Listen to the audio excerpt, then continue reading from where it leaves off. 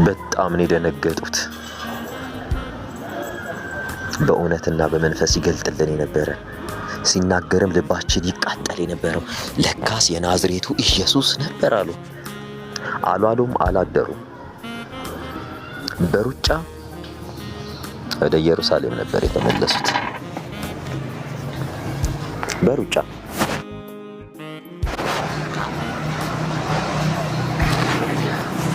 ብዙዎቻችን የኤማውስ ስደተኞች ነን፣ የኤማውስ መንገደኞች ነን። ትናንት ጌታ አብሮን ሲኖር ጌታን ያላስታወስን እና ሁል ጊዜም ስናስበው ይህን ጌታ ትናንትናችንን እናስብ።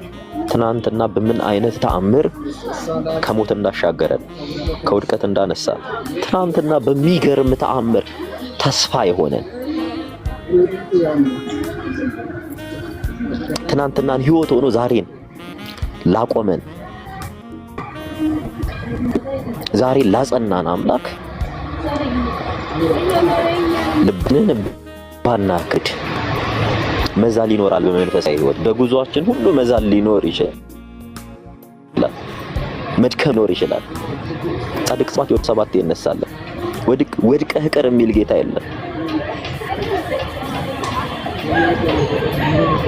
ሞትህን የሞተ ስቃይህን የተሸከመ ኃጢአትህን የተሸከመ ስለ አንተ ኃጢአት ሁሉን የሆነ ስለ አንተ በደል ሲል ሁሉን የሆነ የምትከተለው ይሄን ጌታ ነው። ሚዲያ የማይመጥናችሁ ሰዎች ወጣችሁ ሚዲያ ላይ ስለ ቴዎሎጂ አታውሩ።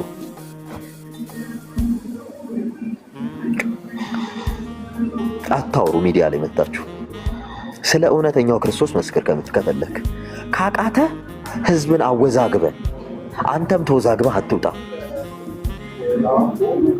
ይሄንን ነው የምልህ። በዚህም በዚያም ያለ ሁለትህም ወገን ሚዲያ ላይ የምትመጣው ቴዎሎጂ ልታስተምር አይደለም። ሚዲያ ላይ የምትመጣው አደባባይ የምትወጣው በስብከት ሞኝነት የሚያምኑትን ወደ እግዚአብሔር መንግስት ልጠራ ነው።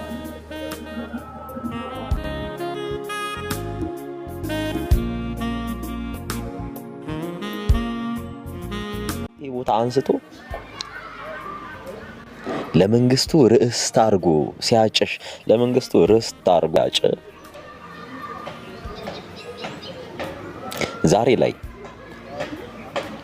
ትንሣኤን መስማት ፈርተ ስለ ትንሣኤ የተነገረን የተስፋ ቃል ድረስ ወደ ኤማኦስ እየሄድክ ያለ እየተጓዝክ ያለ ስንቶች ነን? እግዚአብሔር ትናንትና ከመከራ አውጥቶ ዛሬ ላይ ጥሩ ህይወት ላይ እንድትኖሩ ካረጋችሁ በኋላ ያ እግዚአብሔር እንደገና እግዚአብሔር ካጠገባችሁ ዞር ያለ ሲመስላችሁ ትናንትና እኮ እንዲህ ብሎ ቃል ገብቶልኝ፣ ትናንትና እኮ እንዲህ አድርጎኝ፣ ትናንትና እንዲህ ሰገነት ላይ አውጥቶኝ፣ ትናንትና እንዲህ አክብሮኝ፣ ዛሬ ግን እግዚአብሔር አጠገቤ የለም ብሎ ከኢየሩሳሌም ሸሽቶ ወደ ኤማውስ ሄደ። በነገራችን ላይ የኤማውስ ተጓዦች ሁለት አይነት ናቸው። የመጀመሪያዎቹ ተጓዦች በቅንነት በተሰበረ ልብ ስላለፈው ተስፋ እያሰቡ ወደ ኤማውስ የሚጓዙና ባልተሰበረ ልብ በሐኬት በትዕቢት ወደ ኤማውስ የሚጓዙ ሁለት አይነት። በደንብ አስተውሉ። እኚህ የመጀመሪያዎቹ ሀጆች ምን አይነት መሰላችሁ? በተሰበረ ልብ ተስፋቸውን ረስተው ትናንት የተደረገላቸውን ያ የአይሁድ ንጉሥ የነበረ ክርስቶስ በቀራንዮ የዘላለም ሞቱን የሚሽርለትን ክርስቶስ በምን መልኩ የሳሉ እንደ ምድራዊ ገዢ በስጋ መጥቶ እስራኤልን ኢየሩሳሌምን የሚቤዣት አርገው ካውንት ያደርጉ የነበሩ። በነገራችን ላይ ለስጋዊ ተድላ ለስጋዊ ደስታ ብዙ ክርስቶስን ሊከተለው ቆርጦ የተነሳ አለ። መንፈሳዊ ነገርና መንፈሳዊ ማንነትን ረስቶ የኤማውስ መንገደኞች ስለምን እንደሚጓዙ ታውቃላችሁ? ምን እንዳያሉ እንደነበር ያ ይቤዠናል ያልነው ያ እኛን ከግዞት ያወጣናል ያለው፣ ያ እስራኤልን በንግስና ይመራል ያለው፣ ሁሉን ያሻግራል ያለው፣ ቀንበራችንን ያቀልልናል ያለው። በግፍ አይሁዶች ገደሉት፣ በተንኮል አይሁዶች ገደሉት። ተስፋችንን ነጠቁን፣ ተስፋችንን አጨለሙት እያሉ የሚሄዱ ልባቸው በማዘን ጥልቁ ጸጋ መንፈስ ቅዱስ በእነርሱ ላይ እስኪያድር ድረስ አጽናኙ መንፈስ መጥቶ እስኪያጸናቸው በኢየሩሳሌም መቆየት ያቃታቸው ሁለቱ የኤማውስ ስደተኞች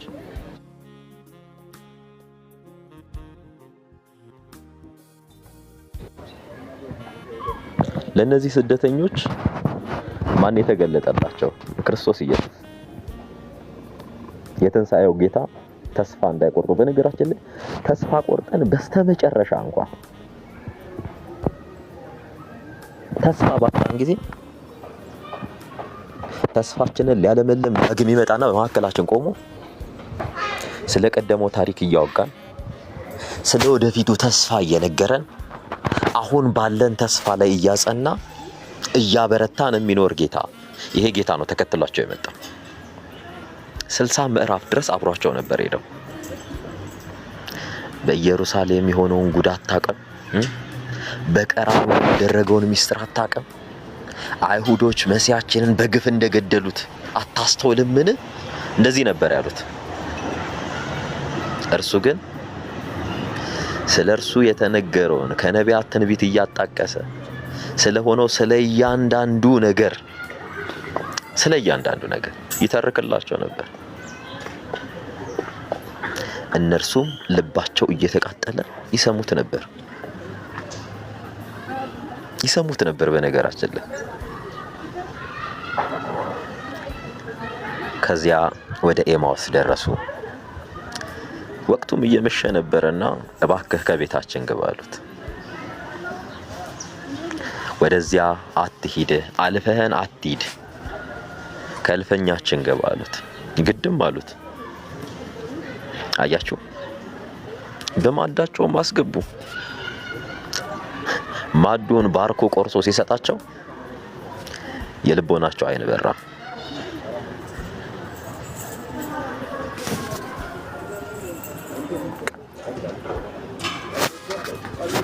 የልቦናቸው ዓይን በራ።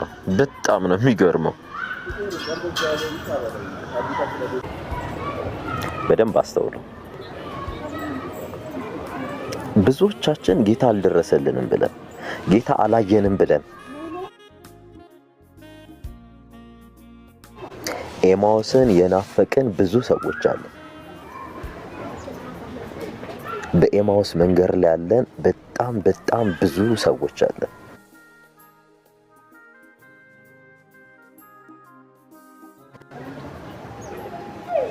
ብዙ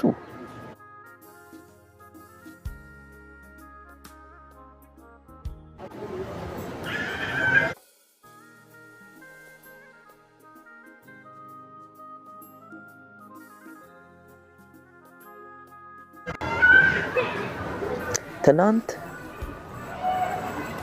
ሰው ሁሉ ተስፋ ቆርጦብን ሰው አትሆንም፣ ሰው አይሆንም እንባል የነበርን ዛሬ ሰው አድርጎ አቁሞን ትንሽ ፈተና ቢገጥመን እንደ ኤማውስ መንገደኛ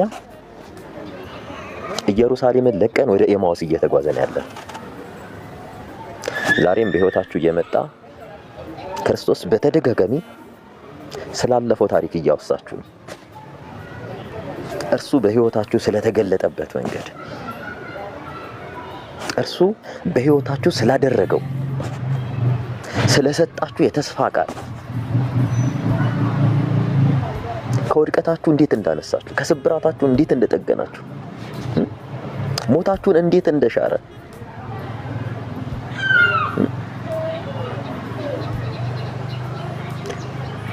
ከመጥፎ ነገር ሁሉ እንዴት አሻግሮ በክብር እንዳኖራችሁ እንዳነገሳችሁ ደጋግሞ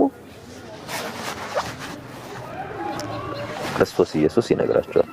ይሄን ለማታስተውሉ ይሄን ለማታስተውሉ ለእናንተ ትልቅ አብነት የሚሆኑ የኤማውስ ተጓዦች ናቸው። ጆሮአችሁን ስጡ። ስለተሰቀለላችሁ፣ ዋጋን ስለከፈለላችሁ፣ ተስፋን ስለሰጣችሁ አምላክ ሲነገር ልባችሁን ከፍታችሁ ስሙት። ማዕዳችሁ ከቤታችሁ ከልፈኛችሁ ይገባል። ማዕዳችሁን አብሮ ይቋደሳል። ማዕዳችሁን ይባርከዋል። ማዕዳችሁ ተባረከ ማለት ቤታችሁም ህይወታችሁም ተባረከ ማለት ነው። ደጋግሞ ደጋግሞ የልብህን በር ያንኳኳል። የልብሽን በር ያንኳኳል። ደጋግሞ ደጋግሞ ይጠራል። ደጋግሞ ደጋግሞ ይጠራሻል። ምክንያቱም የተጠራችሁበትና የተመረጣችሁበት ዓላማ ሌላ ስለሆነ ሌላ የዚህ ዓለም እንዳይደላችሁ እየነገራችሁ ነው። ኤማውስ በነገራችን ላይ የዚች ዓለም ምሳሌ ናት። ብዙዎቻችሁ ለክብር ተጠርታችሁ በክርስትናው ተስፋ ቆርጣችሁ በኤማውስ የቀራችሁ፣ በክርስትናው ተስፋ ቆርጣችሁ ብዙዎች እግዚአብሔር አያየንም እያላችሁ ወደ ዓለም ሄዳችሁ፣ እግዚአብሔር የለም ብላችሁ፣ እግዚአብሔር እኔን አይሰማኝም ብላችሁ ከኢየሩሳሌም ወጣችሁ ወደ ኤማውስ ሄዳችሁ፣ ወደ ዘፈኑ ዓለም፣ ወደ መከራው ዓለም። በነገራችን ላይ ዛሬ ነገን ከነገ ወዲያ ልታስቃቻለች ዓለም። ነገር ግን ስታስቃችሁ በንገታው እያስለቀሰቻችሁ ነው። ዓለም በረከታችሁን ስትወስድ እያሳሳቀች ነው። በእግዚአብሔር ቤት መኖር በራሱ በረከት ነው። በእግዚአብሔር ቤት መኖር በራሱ ሰላም ነው። ዘፈን ቤት ሄዶ እግዚአብሔርን የሚያገኝ የሚመስለው ሰው አለ።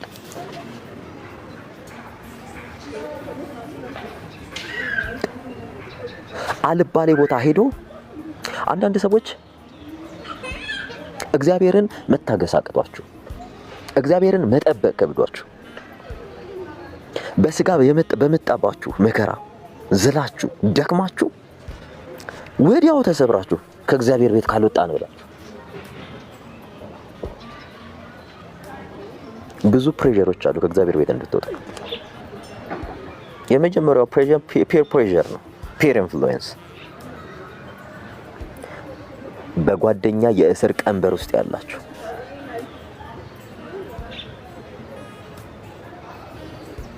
በጓደኛ ሌሎቻችሁ ደግሞ በጊዜያዊ ችግር ቀንበር ውስጥ ያላችሁ ሌሎቻችሁ ነገሮች ባለመሳካት ተስፋ መቁረጥ ውስጥ ያላችሁ ሌሎቻችሁ እግዚአብሔር የሰጣችሁን መልካም እድል ማየት አቅቷችሁ ለስሜታችሁ ባሪያ ሆናችሁ ራሳችሁ በፈጠራችሁት ቀንበር ውስጥ ይወደቃችሁ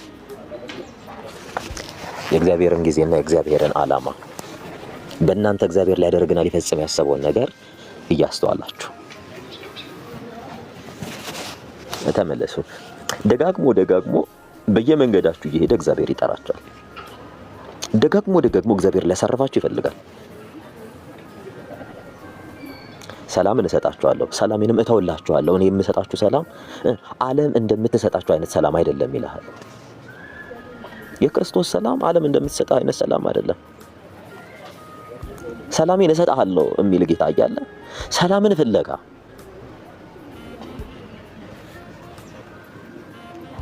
ለምትሄዱ ሁልጊዜም ልታስተውሉ የሚገባው ነገር ሁልጊዜም ትናንትና እግዚአብሔር የገባላችሁን ኪዳን አስቡ። ትናንትና ምን አይነት ነገሮችን አሻግሮ ዛሬ ላይ እንዳቆማችሁ አስቡ። እናንተ እግዚአብሔርን የምትጠይቁት ሳትጠይቁት የሚያደርግላችሁን ነገር ነው። አስቀድማችሁ መንግስትና ጽድቁን እሹ ከዚያ ሁሉ ይጨመርላችኋል አይደል? ማለት አስቀድመን መንግስትና ጽድቁን ብንሻ ሌላው በጠቅላላ የሚጨመርልን ነገር ነው፣ የሚመጣልን ነገር ነው። በህይወታችን መጠየቅ ሁሉ አይጠበቅብንም። የእግዚአብሔር መንግስትና ጽድቅ ምን ትመስላለች? የእግዚአብሔር መንግስትና ጽድቅ እንዴት ትገለጣለች? በዚያች መንገድ ላይ ያለረው ነውርና ነቀፋ እንዴት ነው መሄድ የምንችለው? ከዚያ በኋላ ሁሉ እየተጨመረልን የሚመጣ ነገር ነው ሁሉ። በነገራችን ላይ በጣም አንደርስታንድ ልታረጉት የሚገባችሁ ነገር ይሄ ነው። አስቀድማችሁ የእግዚአብሔርን መንግስትና ጽድቅ ሻቱ። አንድ ሰው እኔ ክርስቲያን ነኝ ሲል የመጀመሪያ ምስክር ሊሆነው የሚችለው የእግዚአብሔር መንግስትና ጽድቁን አውቆ በዚያ መንግስት ውስጥ በጽድቅ መኖር ነው። በዚያ መንግስት ውስጥ መንግስቱ ምን ይመስላል? መንግስት ሰማያት ምን ትመስላለች? ሙሽራዋን እንደምትጠብቅ ሙሽሪት አይደል? ሁሉ ጊዜም ዝግጁ ሆናችሁ መጠበቅ አለባችሁ። ሁሉ ጊዜም እንደ ወታደር መጠበቅ አለባችሁ በንቃት። በየቀኑ ራሳችሁን አሰስ ማድረግ አለባችሁ። ዛሬ ምንድነው የሰራሁት? ምንድነው ያሰብኩት? በዛሬ ውሎ ውስጥ እግዚአብሔርን ምን አድርጌ ያሳዝኘዋለሁ? እግዚአብሔርስ ዛሬ በውሎዬ ምን ያህል ተደስቷል? ምን ያህል ተደስቷል?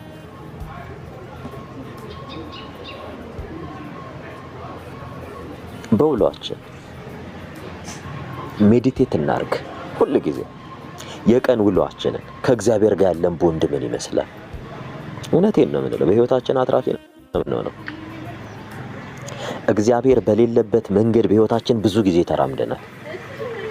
እግዚአብሔር የሌለበትን ህይወት ብዙ ጊዜ በህይወታችን አይተናል። እንዲሁ የወደደንን እግዚአብሔር፣ እንዲሁ ራሱን የሰጠንን እግዚአብሔር በነፃ የተቀበልነውን አምላክ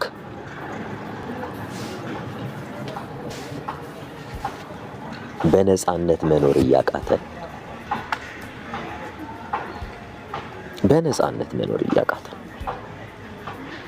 ከሚያስፈልገን ነገር ይልቅ የማያስፈልገን ነገር ለጊዜያችንን እያጠፋን፣ ከሰላም ይልቅ ጊዜያዊ ተድላ ደስታና ጊዜያዊ ረፍትን ሽተን እግዚአብሔር አይንም እያለን አንዳች ከርሱ የሚሰወር የሌለን አምላክ እምናታልል ይመስላል።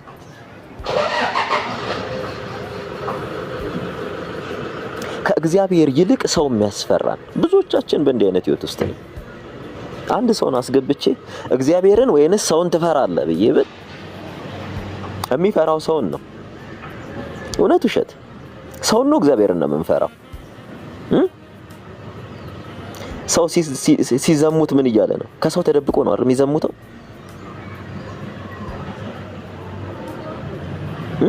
አንድ ሰው ኃጢአት ሲሰራ ከሰው ተደብቆ ነው አይደል? ሲሰርቅ ከሰው ተደብቆ ነው አይደል? ከባድ ነው አይደል? ሰውን ፈርቶ እግዚአብሔርን አይፈራም። ይሄ ነው which is the definition of ኃጢአት። በቃ ይሄ ነው የኃጢአት ዲፊኒሽን። ኃጢአት ማለት በራሱ ሰውን ፈርቶ እግዚአብሔርን መዳፈር ማለት ነው። ኃጢአት በራሱ ማጣት ማለት ነው። እግዚአብሔርን ማጣት፣ ሰው እንዳያየን፣ እንዳይሰድበን፣ እንዳይተቸን በሱ ፊት መልካም መስሎ ለመታየት ነው አይደል ሰውን የምንደበቀው? እግዚአብሔርንስ ኢማጂን አድርጋችሁታል? አንድ ሰው ሲያመነዝር ከማን ነው የሚደበቀው? ከሰው አይደል? ከእግዚአብሔር ይደበቃል እንዴ? አንድ ሰው ሲያመነዝር እግዚአብሔር ያየኛል ብሎ አስቦ ያውቃል? አያውቅም።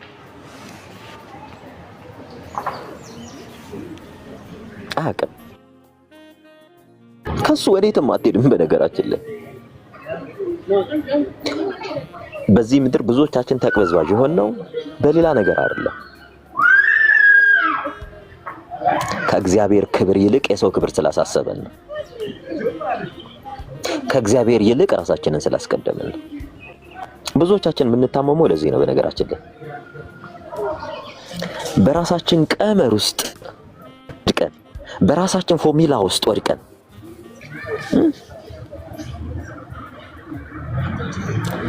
በራሳችን መንገድ ላይ ወድቀን በራሳችን ህይወት ተጠልፈን ከእግዚአብሔር ጋር ያለንን ቦንድ አተናል። ኮሚዩኒኬሽን አተናል። ከእግዚአብሔር ጋር ያለንን ህብረት በገዛ እጃችን አተናል። ብዙዎቹ እግዚአብሔርን ፈርተው አይደለም ሰውን ፈርተው ነው ብዙ ነገር የሚያደርጉት። አሁን ቤተክርስቲያን አልመጣችም እንዳትባል ነው ቤተክርስቲያን የምትሄደው። ቤተክርስቲያን አልመጣም እንዳይባል ነው ቤተክርስቲያን የሚሄደው። ቤተክርስቲያን እግዚአብሔር አለ ብሎ አይደለም ሄደው። ቤተክርስቲያን እግዚአብሔር አለ ብላ አይደለም የምትሄደው። ሚስተር ኤክስ ይቆጣኛል፣ ሚስ ኤክስ ትቆጣኛለች እያለ ነው ቤተክርስቲያን የሚሄደው። ብቀር እነ እገሌ እንዲህ ይሉኛል እያለ ነው። የቤተክርስቲያን አምላክን ረስቶ በቤተክርስቲያን ውስጥ የተሰበሰቡትን ማህበር ነው ፍለጋ መሄደው። ብዙዎቻችን እግዚአብሔርን ፍለጋ ለቤተክርስቲያን ነው ሄደው የምናውቃቸውን ሰዎች ፍለጋ ነው። ብዙዎቻችን ቤተክርስቲያን ውስጥ እግዚአብሔር አለ ብለን ልባችንን አሳምነን እግዚአብሔርን እናየዋለን ብለን ቤተክርስቲያን እንሄደው። በነገራችን ብዙዎቻችን ቤተክርስቲያን የምንሄደው የምንፈልገውን ነገር ለማየትና ለማግኘት ነው።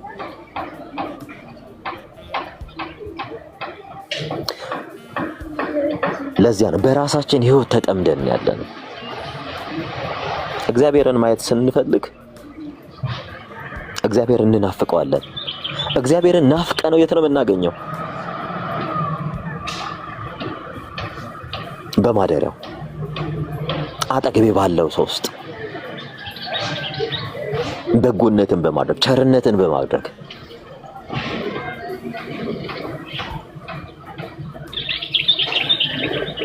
ብዙዎቹ በበጎነትና በቅድስና የሰማይ መላእክትን ሳይቀር በቤታቸው አስተናግደዋል አይደል? ተቀብለዋል አይደል?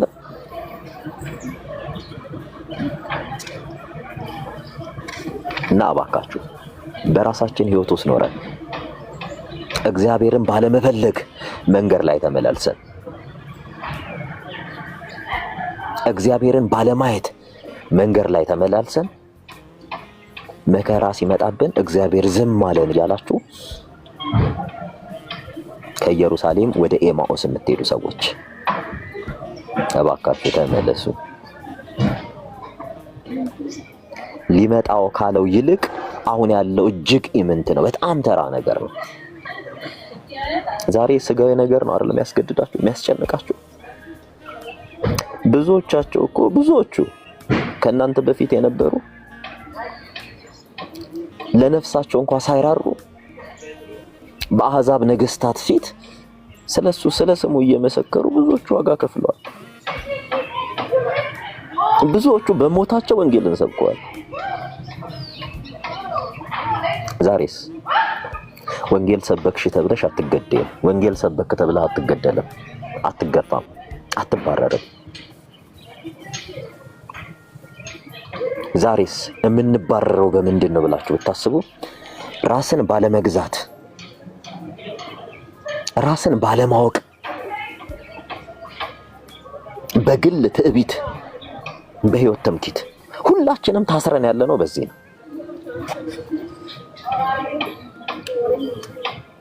ራሱን መግዛት የሚችል ሰው የጠፋበት ጊዜ ነው። ራሱን የሚገዛ አገር ከሚገዛ ይበልጣል። ራሱን የሚገዛ አገር ከሚገዛ ይበልጣል። በነገራችን ሁላችንም ራሳችንን መግዛት ስንጀምር የተሰቀለልንን የፈለን አምላክ መመልከት እንጀምራለን። በነገራችን ላይ ክርስትና ማስመሰል አይደለም። ክርስትና የማጭበርበር ህይወት አይደለም። ምናልባት ስትዘምሪ በጣም ጎበዝ ሊሉሽ ይችላሉ እስቲ ድምፁ ጣዖት ያልሆነበት ዘማሪ አለ? ድምፁ እግዚአብሔር እስትንፋስ ሰጥቶት እንዲናገር እንዲያመሰግንበት ድምጽ ቢሰጠው የራሱ ድምጽ ጣዖት የሆነበት የለም? ጣዖት ያልሆነበት ሰው አለ ወይ? እግዚአብሔር በእርሱ መክበር ሲጀምር ጉባኤ መብረጥ የጀመረ የእግዚአብሔርን ጉባኤ ለማገልገል እዚህ ሀገር አልሄድም እነማን አሉ ብሎ የሚጠይቅ የለም። እዚህ ሀገር አልሄድም የሚል የለም። በነገራችን ላይ የቀድሞ ክርስቲያኖች አደገኛ ነገስታት ወዳለበት ነው የሚሄዱት። ፈልገው ነው የሚሄዱት። በነገራችን ላይ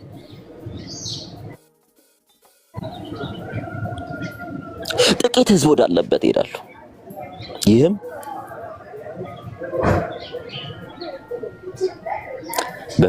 ክርስቶስ ታሪክ ምስክር ነው። አንዷን ሰማርያዊት ሴት ሐዋርያቶቹን ጥሎ ብቻውን ወደ ሰማርያን መንደር ሄደው ክርስቶስን አስቡት። ብቻውን ያቺ የተገፋች የተናቀች ሰው እየተፋባት የነበረ ያ የምድርና የሰማይ ፈጣሪ የፍጥረታት ሁሉ አስገኝ ጌታ እችን ሴት ፍለጋ ወዴት መሰላችሁ ሄደው? ወደ ያዕቆብ ጉድጓድ። ወዳጄ ዛሬ አንድ ሰውን ለማዳን ትሄዳለህ ወደ ያዕቆብ ጉድጓድ? ወደ ሰማርያኖች መንደር ትገባለህ? ወደ ጨፋሪዎች ዓለም ትገባለህ? ወደ ተናቁት መንደር ትሄዳለህ አንድ ነፍስ ለማትረፍ?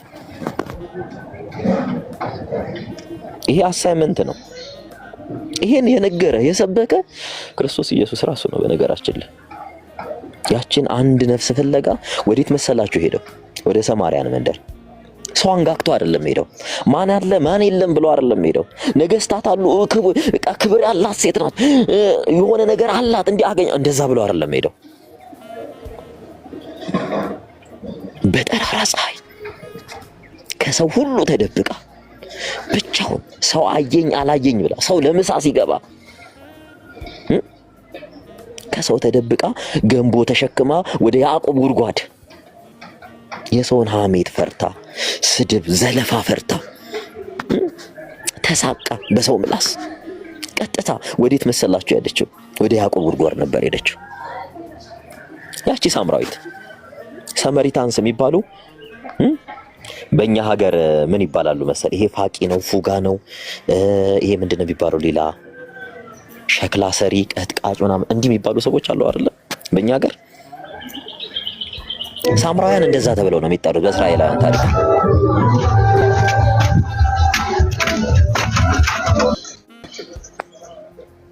ሳምራውያን እንደዛ ተብለው ነው የሚጠሩት። በነገራችን ላይ በእስራኤላውያን የተናቁ በጣም የተገፉ ሰው የጣላቸውን የገፋቸውን የሚፈልግ የማይነቅ አምላክ ነበርና እቺን ሴት ብቻዋን እሷን ፍለጋ ሄደ። ሁሉን ትቶ እዚች ሴት ጋር መጣ። ሁሉን አስቀምጦ ብቻውን እዚች ሴት ጋር ሄደ። ሁሉን ትቶ ነው እዚች ሴት ጋር ሄደ። በነገራችን ላይ ሰው ምን ይለኛል እንኳን አላለ። የሰውን ምላስ የሰውን አፍ አልፈራ ሄደ። ይህች ሴት ተደብቃ ከያዕቆብ ጉድጓድ አጠገብ ውሃ ስትቀዳ ሰላም ላንቺ ይሁን አላት። የሰላሟ ጌታ በሰው የተገፋችን ሴት ክብር ሊሆናት እሷ ድረስ ነው ሄደው። ክብር ሆናል። ሰላም ላንቺ ይሁን አላት። የሰላምን ድምጽ ሰማቸው። እውነተኛውን ድምጽ ሰማቸው። የህይወትን ድምጽ ሰማቸው። ንግግሯ ሁሉ ተቀየረ። አንተ ከይሁዳ ነገር ስትሆን ከይሁዳ ወገን ስትሆን ከኛ ዘንድ መጥተህ ውሃ ልትጠጣ እንዴት ትፈልጋለህ እያለች ነበር ታወራው የነበረው። ከተናቀን ወገን ከተገፋን ወገን እያለችው እንደ ሰው ከማይቆጥሩን ወገን እኛ እኮ ሳምራውያን ነን አለችው። እሱ ምንም አላላትም። ያ የህይወት ውሃ ምንጭ ሆነው የሚከተሉት ሁሉ ከእርሱ ጠጥተው እንደረኩ በምድረ በዳ የዘላለም የህይወት ውሃ ሊሰጣት መጣ። ብቻውን ነው እዚህ ሴት ጋር የመጣው። ስላለፈው ታሪክ ነገራት። አንተ ከያዕቆብ ትበልጣለህን አለችው። እርሱ የያዕቆብ አምላክ እንደሆነ ነገራት። አያችሁ፣ በህይወትሽ ሲመጣ በህይወትህ ሲመጣ ትናንትናን ያስረሳህና በሰው ፊት ማውራትና መናገር እምትፈራ የነበርክ ሰው፣ በስጋ በተገለጠ ኃጢአት ሰው ሲገፋህ የነበረ ሰው ታሪክህን ይቀይረውና በአንድ ጊዜ በህዝብ ፊት በናቁቅ ፊት ኑ የትናንትና ታሪኬን የነገረኝን ታሪኬን ያስረሳኝን ታሪኬን ያለፈ ህይወቴን የሻረልኝን በደስታ እንድጓዝ ያደረገልኝን ኑ ያዕቆብን አምላክ ተመልከቱ እያለች ወደ ከተማ ነው እየጮኸች የተመለሰችው። ያቺ ተደብቃ የመጣች ሴት ኡኡ እያለች ነው ወደ ከተማ ተመለሰች።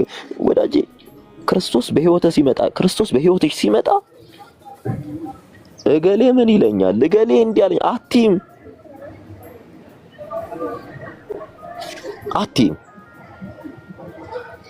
ወዳጄ እገሌ ምን ይለኛል አትልም። በቃ ስሙን ይዘህ ነው የምትሮጠው። ስሙን ይዘህ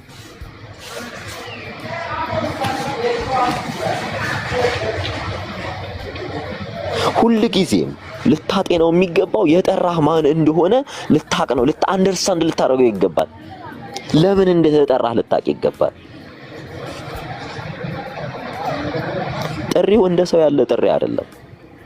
ግብዣው እንደ ሰው ያለ ግብዣ አይደለም። የሰው ድግስ ከምሳ አይዘልም፣ ቢበዛ እራት ነው። ቢበዛ ምሳ ነው፣ ሲዘል እራት ነው። ይሄም በዛ ከተባለ 2 ቀን 3 ቀን ነው ድግሱ። የሱ ግብዣ ግን የዘላለም ጥጋብ ነው። የዘላለም እርካታ ነው። የዘላለም ደስታ ነው። በመከራ ውስጥ እያለፍክ ሁሉ ትስቃለህ። በሞት መንገድ እየሄድክ ስለ ህይወት ታስባለህ። እየተወገርክ ምህረትን ትለምናለህ። ምክንያቱም ትኩር ብለህ ብድራቱን ነው የምትመለከተው። ትኩር ብለህ ህይወትን ነው የምትመለከተው። ትኩር ብለህ ህይወትን ነው የምታየው። የተጠራኸው እንዲሁ አይደለም። የተጠራሽው እንደዚሁ አይደለም። ተስፋ እንድትቆርጭ አይደለም። ተስፋን በሚሰጥ አምላክ ተስፋ እንድታደርግ ነው የተጠራኸው። ተስፋን በሚሰጥ አምላክ ተስፋ እንድታደርግ ነው። ለነገስታቱ እኮ አይደለም የመጣው፣ ለመኳንንቱ አይደለም የመጣው፣ ለባለጠጋው አይደለም የመጣው። እንደኔና እንዳንተ ምስኪን ድሃውን ሊጎበኝ ነው። በምድር የተገፉትን ከፍ ሊያደርጋቸው ነው። በሰው ዘንድ የተናቁትን ሊያከብር ነው። ከተናቁት መንደር ገብቶ ለተናቁት ወገኖች ክብር የሆነ ካልተማሩት ወገን ገብቶ ላልተማሩት ጥበብ የሆነ አምላክ ነው ያለው። የሐዋርያት ሥራ ምዕራፍ 3 ምዕራፍ 4 አንብቡት። እነዚህ ያልተማሩ ፊደል እንኳን ያልቆጠሩ እያሉ ጴጥሮስና ዮሐንስ ላይ ሞክስ ያደርጉባቸው ነበር አይሁዶች። ይሄን ሁሉ ዕውቀት ከየት አመጡ ይሏቸዋል። በህይወታችሁ ሲመጣ ሁሉም እጁን ባፉ ይጭንና ይሄ እገሌ አይደል እንዴ ትናንት እንዲያላየነውም እንዴ? ሰው የሚያስበው ስለ ትናንት ህይወት ነው። በእርሱ ስለተለወጠው ማንነታ አይደለም። የትናንት ድድብናን፣ የትናንት አመንዝራነትን፣ የትናንት ውድቀትን ነው ሰው የሚያየው። ዛሬ ላይ በክብር ያቆመህን ጌታ አይደለም የሚመለከተው። ሁሉ ጊዜ የሰው ልጅ እንደዚህ ነው። ሁሉ ጊዜ ይሄ ባንተና ባንቺ ብቻ አይደለም። በነገራችን ላይ ክርስቶስ እንኳን እኔ የህይወት ውሃ ነኝ ሲል ይሄ የምናውቀው የጸራቢው ዮሴፍ ልጅ አይደል እንዴ? እንዴ እናቱ ማርያም አይደል ልጅ ወንድሞቹ ነው ዮሳፋ አይደል እንዴ ያሉ ሞካ ያረጉበት ያላግጡበት ነበር። ወዳጄ ያመንከው የተከተልከው ህይወት የሆነልህ ጌታ እንዲህ ተብሏል። አንተ ብቻ አንቺ ብቻ አይደለሽም።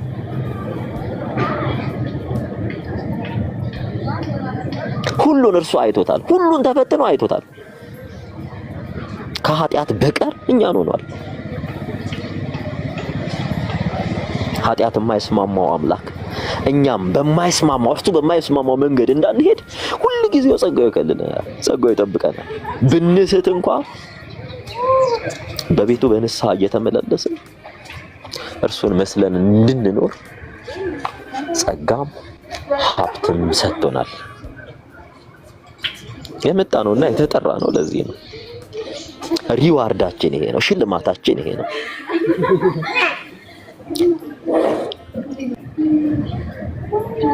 ዛሬ ኃጢአት አሸነፈኝ፣ ኃጢአት አደከመኝ፣ ዛሬ ነገሮች አልተሰኩልኝም፣ ዛሬ ይጨንቆኛል፣ ዛሬ ከብዶኛል። ወዳጄ ለምንድን ነው የምትጨነቀው? ስለምን ያስጨንቃል? ስለምን ያስጨንቃቸዋል? ሰለሞንን ተመልከቱት። እነዚህን የምድር አበቦች ተመልከቱ። ሰለሞን ከነዚህ የምድር አበቦች እንደ አንዱ እንኳን ሊያገጥ ሞከረ፣ አልቻለም። ስለምን ትጨነቃላችሁ? የሚያስጨንቃችሁን በእኔ ላይ ጣሉ። እናንተ ደካሞች ሸክማችሁ የከበዳችሁ ኑ ወደ እኔ አሳርፋችኋለሁ። ሊያሳርፍህ ነው። ና ወደ እኔ ያለ ዓለም ቀንበሯን ልጭንብህ ወደ ራሷ ምትጠራክ ዓለም ልታሰቃየህ ነው። የኛ ጌታ ግን ድንቁ አምላክ ና አንተ ደካማ ነይ፣ አንቺ ደካማ ነይ ወደ እኔ አሳርፍሻለሁ እያለ ነው የሚጠራሽ። ማረፍ ትፈልጋለህ? ማረፍ ትፈልጊያለሽ? ነይ ወደዚህ ጌታ፣ ወደዚህ አባትና ወደዚህ አምላክ ነኝ። ከሱ ሸሽተሽ ረፍት የለም፣ ከሱ ሸሽተሽ ህይወት የለም። ከርሱ በራክ ቁጥር ነው ደስታን እያጣ ሰላምህን እያጣ ህይወትን እያጣ የምትሄደው። እውነት ነው። እርሱም በቀረብክ ቁጥር የጠላት ፍላጻ ይበረታብሃል። በዓለም ከሚኖሩት ይልቅ አንተ ላይ ፍላጻ ይበረታል። ለምን ይመስልሃል አንተ ላይ ፍላጻ የሚበረታው? ወረዲ ከእጁ አምልጠሃል እንዴ? ወታደር እኮ የሚበረታው እጅ ያልሰጠው ወታደር ላይ ነው አይደለ? ጠላት የሚበረታው እኮ ጦር ሜዳ ውስጥ የተማረከ ወታደር ላይ ጥይት የሚተኩሳለ እንዴ? ጥይት የሚተኩሳለ የተማረከ ወታደር ላይ? ጥይት የሚተኩሰው ማለት ላይ ነው የሚዋጋ ወታደር ላይ ነው። እህቴ ወንድሜ ውጊያ ሜዳ ላይ ነው ያለው። ውጊያ ሜዳ ላይ ውጊያሽን እግዚአብሔር ይዋጋል። እግዚአብሔር ይዋጋል። የሰይጣን ውጊያ አይቆምም። በዘመንሽ ሁሉ አይቆምም። በዘመን ሁሉ የሰይጣን ውጊያ አይቆምም። እጅ ካልሰጠው ድረስ እጅ ከሰጠው በኋላ እንደፈለገ ሊያደርግ ይችላል። ጧት ያስለቅሳል፣ ማታ ያስቃል። ጧት ያስለቅሳል፣ ማታ ያስቃል። ማታ ያስቃል፣ ጧት ያስለቅሳል።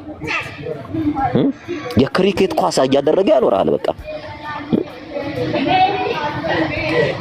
ማታ አስቆ እብድ የሚያክል ራስ ምታት ጧት ይጥልባል። ሰቀቀን፣ ምሬት፣ ድብር። ከዛ እሱን ለመርሳት ደግሞ ትሄዳለህ ለመሳቅ። አልኮል ትጠጣለህ፣ ሲጃራ ታጨሳለህ፣ ሐሺሽ ታጨሳለህ። ከዛ በኋላስ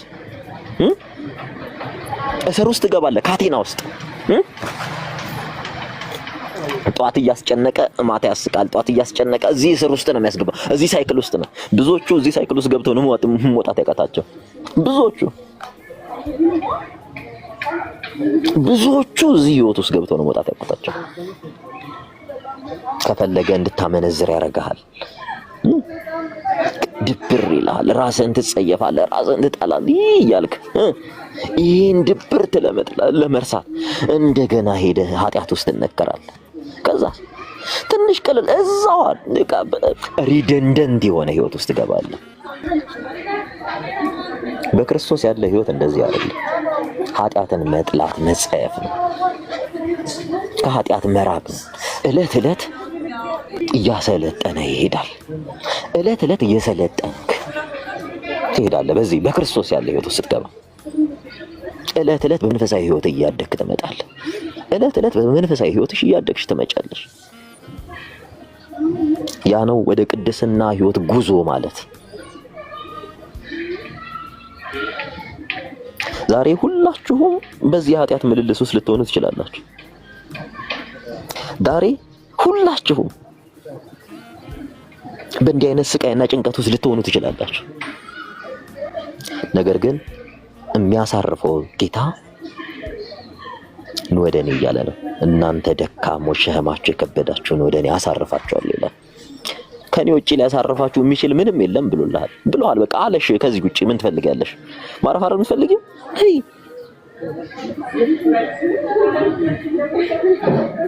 በልዑል ጥላ ውስጥ ተሸሸጊ። ሁሉም በሚችል አምላክ ጥላ ውስጥ ተሸሸጊ።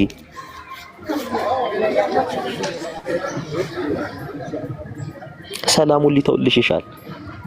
ሰላሙን ሊሰጥሽ ይሻል። ነይ ያለሽ ነው። ነይ ላሳርፍሽ። አንቺ ያለሽበት ህይወት እረፍት የለውም፣ ሰላም የለውም። አንቺ ያለሽበት ህይወት ነይ እረፊ ይልሻል።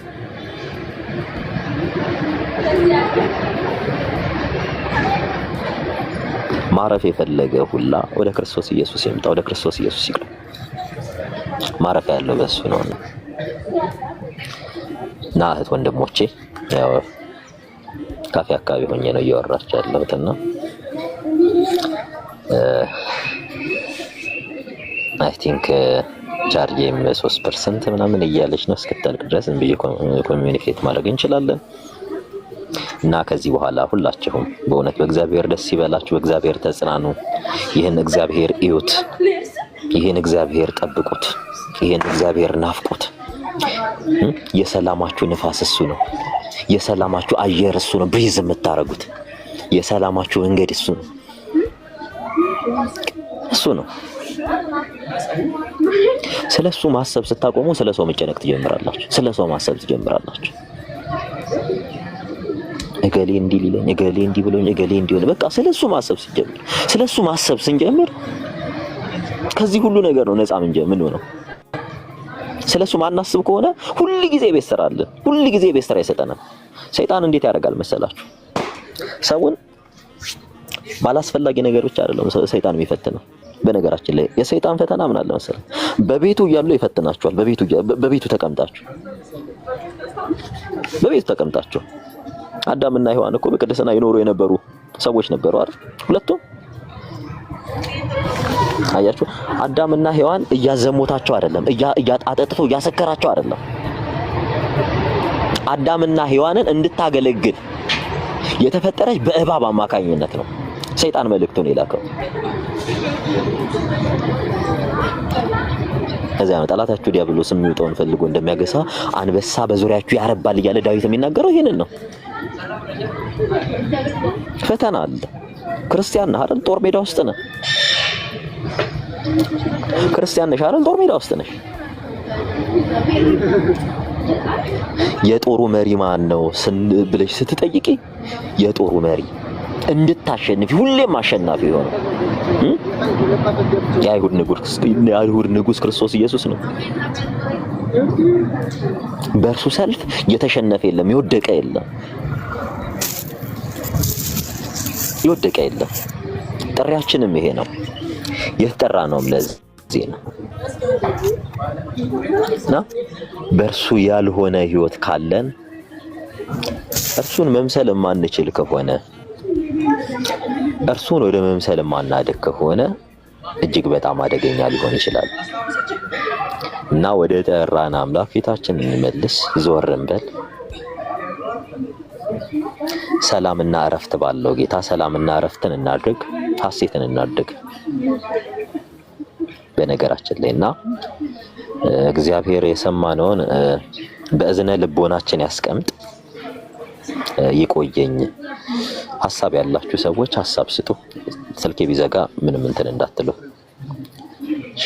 ትንሽ ቻርጀር እንትን እያለኝ ነው።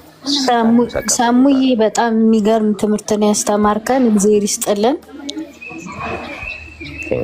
አንተንም እድሜ ከጤና ይስጥ እግዚአብሔር። አሜን። መሰግናለሁ። እኔ ትምህርትክ በጣም ደስ ስላለኝ ነው የገባሁት። እሺ ሳሙዬ። እሺ ኪዩዬ። እሺ ሰላሙን በቃ ተባረክ። እሺ ቻው። እሺ ደህና ወኝልኝ።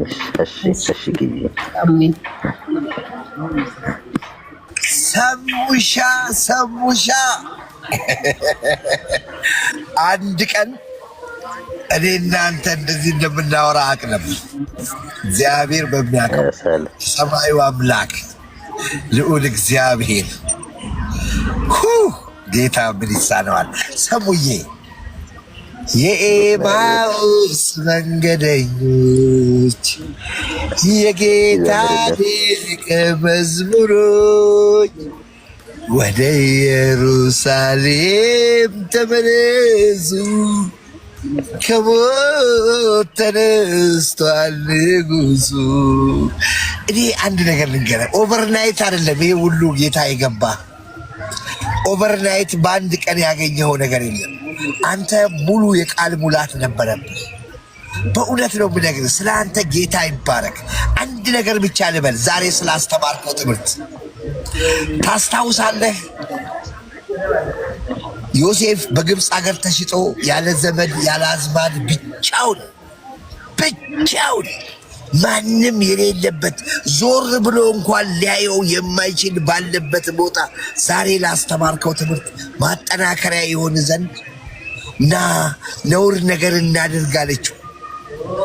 ምንድን ያላት? ቤቱ እኮ ባዶ ነው፣ ማንም ሰው የለም እዚህ ቤት ውስጥ የሚያየን ሰው የለም ባለችው ጊዜ ዮሴፍ ግን እንደዚህ ያላት፣ እኔ በአባቴ ፊት እኔ በሰማዩ ባለው በአምላኬ ፊት በሱ ፊት የተሰወረ ነገር የለም። አንቺ ምናልባት ከሰው ትደበቂ ይሆናል።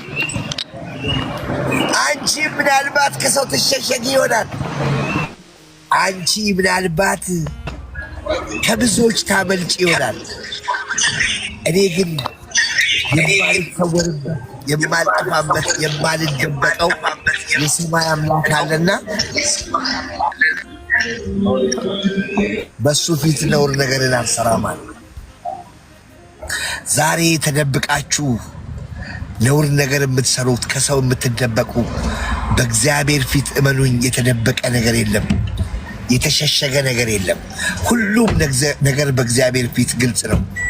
ስለዚህ እውነት እኔ አሁን ምንም ነገር አላወራም። ጌታ ክብሩን ይውሰድ። ሰሙዬ ተባረክ፣ ተባርከሃል። ጌታ ዘመንህን ሁሉ ካንተ እንዳይለይ በእውነት ጌታ እንደሚጠብቅህ ባለሙሉ እምነት ነኝ። ጌታ ዘመናችሁን ይባርክ። ተባረኩ። ጌታ በእውነት ክብሩን ይውሰድ። ብዙም ማወራው አለኝ ግን ይበቃል። አመሰግናለሁ።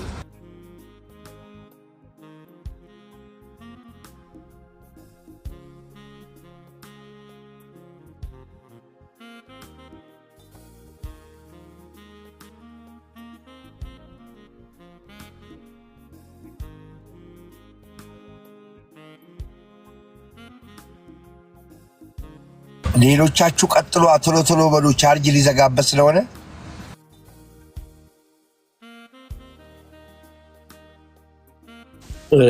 ሰሙ ይሰማል? ወንድሞች እንዴት ናችሁ? ሰላም ናችሁ ወይ? ሰሙ ይሰማል? ቀጥሉ። ስልክ ገብቶበት ይሆናል። ኦኬ። እግዚአብሔር ይባረክ። እንዲሰማ ፈልጌ ነበር። ይሁን። የሚገርም ነገር ሰሙ ይሰማል ብዬ ተስፋ አድርገዋለሁ። የሚገርም እግዚአብሔር ያ በሲውር ደቀ መዛሙርት ነበር። ማን ነው ወንድሞቼ? ወይ በሲውር አይሁዶችን ፈርቶ በሲውር ደቀ መዛሙርት ነበር። ማን ነው ግን? አይሁዳዊ ነው ግን በሲውር ደቀ መዛሙርት ነው። ሰሙ ማለት ጌታ ኢየሱስ ስሙ ይባረክ። እዛው ነው የክርስቶስ ደቀ መዛሙርት ነበር ነውና እግዚአብሔር በዛ ውስጥ አበስሎ በቃሉ አበስሎ ነው አወጣ ወንድሜ። እና በሲውር ደቀ መዛሙርት ነበር አሉ። አሁን የኦርቶዶክሶች እንደዛ አሉና እንደሰሙ ቃል የሚያውቁ የእግዚአብሔር ቃል የታጠቁ አሉ፣ ይመጣሉ። እና በሲውር ደቀ መዛሙርት ነበር። እንደዛ ነው ሰሙና ጸጋ ያብዛልህ በኢየሱስ ክርስቶስ ስም። እግዚአብሔር ጸጋ ያብዛልህ። በቃ እንዴት ብዬ ልንገራችሁ? አሁን የተናገረው በቃ ማቹርድ የሆነ በክርስቶስ ኢየሱስ አለት ላይ ተመሰረተ ነው የልጅ እዛ ሆኖ ነው ጌታ የገባው። አሁን ዛሬ አይደለም። ይሄ በጣም የሚገርም ነገር ነው የተረዳሁትና ይሄ ማቴዎስ 7 ላይ ያለው ምን ይላል? ነፋስም ነፈሰ፣ ጎርፍም ጎረፈ፣ በአለት ላይ ስለተመሰረተ ያን ቤት አልመተውም ይላል። አለት ማን ነው? ኢየሱስ ነው። ይሄ ኢየሱስ ደግሞ ማን ነው? የእግዚአብሔር ቃል ራሱ የመጀመሪያ ቃል ነበረው። ሮሜ ምዕራፍ 1 ላይ ወንጌል ኢየሱስ ነው ይላልና አለቱን ንፋሱ መተው፣ ጎርፍም ጎረፈ፣ ያን አለት ያን ቤት መተው አልወደቅም ይላል። ምክንያቱም በቃሉ ላይ የተመሰረተ አይወድቅም። ሌላኛው ደግሞ ቤቱን በአሸዋ ላይ መሰረተ፣ ንፋስ መጣ፣ ጎርፍም ጎረፈ፣ ያን ቤት መተው ወደቀ፣ ወለደው ታላቅ ሆነ ይላል። ከዚህ እግዚአብሔር ሰውረን የእግዚአብሔር ቃል ላይ ያልተመሰረተ በእግዚአብሔር ቤዝመንቱ በእግዚአብሔር ቃል ላይ ያልተመሰረተ ይወድቃል። ወገኖቼ በህይወታችሁ ውስጥ መከራ አለ። በእያንዳንዳችን ህይወታችሁ ውስጥ መከራ አለ። የሚያሳልፈን የእግዚአብሔር ጸጋና የጌታ የእግዚአብሔር ቃል ስንታጠቅ ነው። ቃሉ ስንታጠቅ በጸጋው ኃይል እግዚአብሔር ያሻግረናል። የሚገርም ነገር በምናልፍበት መከራ ሁሉ ትምህርት ቤታችን ነው። ትምህርት ቤታችን ነው እና እግዚአብሔር ስሙ ይባረክ። ስለሰሙን እግዚአብሔር አመሰግናለሁ። እና እዚህ ውስጥ ያላችሁ እግዚአብሔር በጣም የተወደዳችሁ በጣም በነገራችን ላይ በክርስቶስ በጣም የተወደድንን ሰይጣን ስላንተ እንደምል አይደለም ወንድሜ፣ ሰይጣን ስላንቺ እንደምልሽ አይደለሽም። ዓለም ስላንተ እንደምሉ አይደላችሁ። እኔም ሰይጣን ስለ እንደምል አይደለም። ምንም ስለ ራስ እንደምል አይደለም። ሁኔታው ስለ እንደምል አይደለም። ኢየሱስ ጌታዬ እግዚአብሔር ስለኔ ያለው እንደዛ ነው። እግዚአብሔር አብ፣ እግዚአብሔር ወልድ፣ እግዚአብሔር መንፈስ ቅዱስ ስለኔ የተናገረው ያ የእግዚአብሔር ቃል ይፈጸማል። እሱ ነው የሚውልልሽ፣ እሱ ነው የሚውልልሽ ወንድሜ እንጂ ዓለም ውስጥ ብዙ መከራ አለ። በዓለም ሳላችሁ ጠብቃችኋለሁ እንጂ በዓለም ሳላችሁ ጠብቃችኋለሁ። በዓለም ሳላችሁ መከራ አለባችሁ አለው ጌታ። መከራ የለም አላለም። መከራ ላይ የሚያሻግር መከራችን ሁሉ አሻግሮ እዚያ ያደረሰን ጌታ የነገውንም ያሻግረናል። የሚገርም የክርስቶስ መውደድ መልእክት ነው የሚያስተላልፈው። የክርስቶስ መውደድ በመከራ አይለካም። የኔ መከራ ማልፍበት የክርስቶስን መውደድ አይቀንስም። በጣም ኢየሱስ ወዶኛል። እንደ እብድ ነው የሚያደርገኝ የክርስቶስ መውደድ። ወደደኝ። ሰይጣን እየሰማ ዓለም እየሰማ ሰዎች እየሰሙ ክርስቶስ ወዶኛል። ወዶሻል፣ ይቴ ወዷል ወንድሜ። በቃ ወደደ። አይሻርም። ለዘላለም ነው ወደዳችሁ። ዮሐንስ 13 ላይ የወደዳችሁን እስከ መጨረሻ ወደዳችሁ ይላል። ኢየሱስ ጌታ ነው። ዓለምን ሁሉ ገና ያልመጡት እስላሞቹን ይወዳል፣ ኦርቶዶክሶቹን ይወዳል። ስለሚወዳችሁ ነው የሞተላቸው። ግን እነሱ ስላላወቁ ነው። ግን ይመጣሉ። ኢየሱስ ብቻውን ያድናል። ኢየሱስ ፍቅር ነው። ክብር ለእግዚአብሔር ይሁን። ጨርሻለሁ ወንድሞች። ሰሙ በርታ። እግዚአብሔር ካንተ ጋር ነው።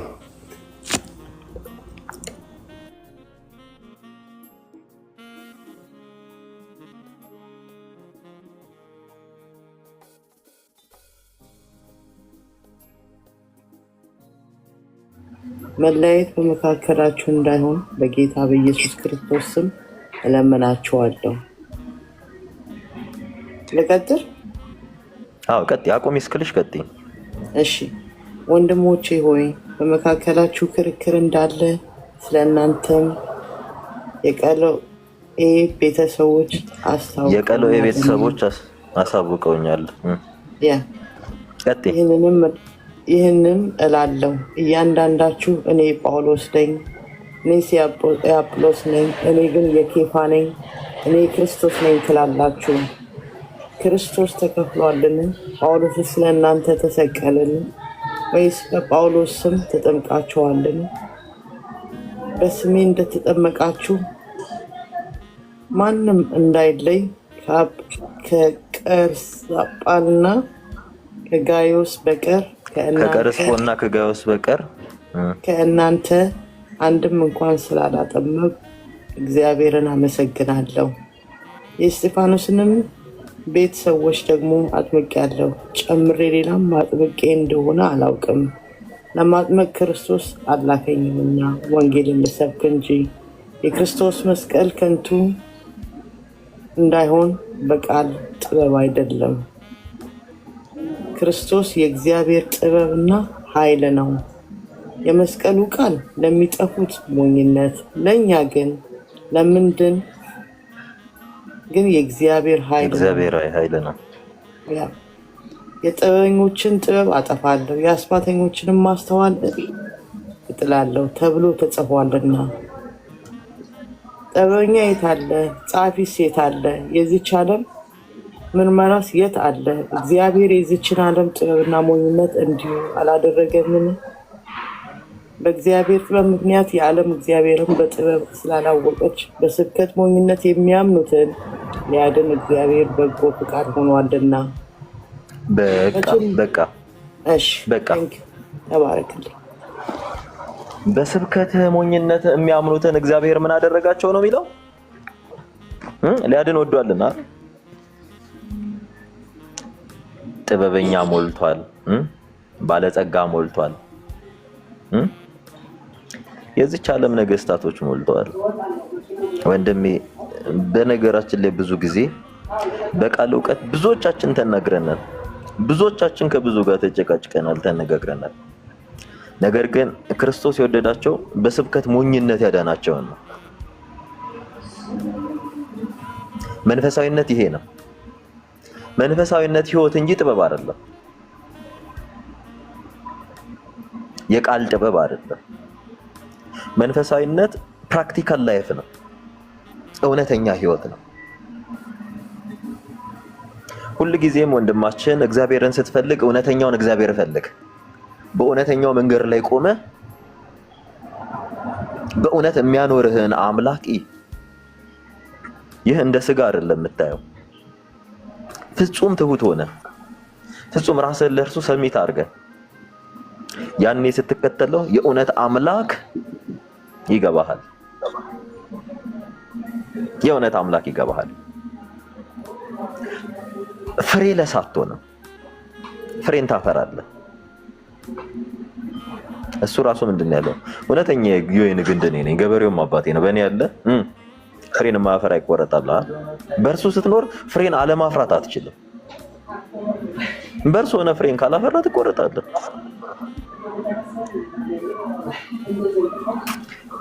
ውጭ አካባቢ ፎልስ ባናና የሚባል ነገር አለና ፎልስ ባናና የሚባለው ትክክለኛ ባናና አይደለም፣ ማለትም ይሄ ሙዝ አይደለም፣ ግን ሙዝ ይመስላል። ብዙዎቹ ፎልስ ባናናዎች ናቸው። ሙዝ ይመስላሉ፣ ቀርበህ ስታየው ፍሬ የላቸውም። እግዚአብሔር የሚፈልገው የሚመርጠው የሚለየው እውነተኛዎችን ፍሬዎች ነው። ፎልስ ባናናን ያስወግደዋል። አረም ነው ፎልስ ባናና።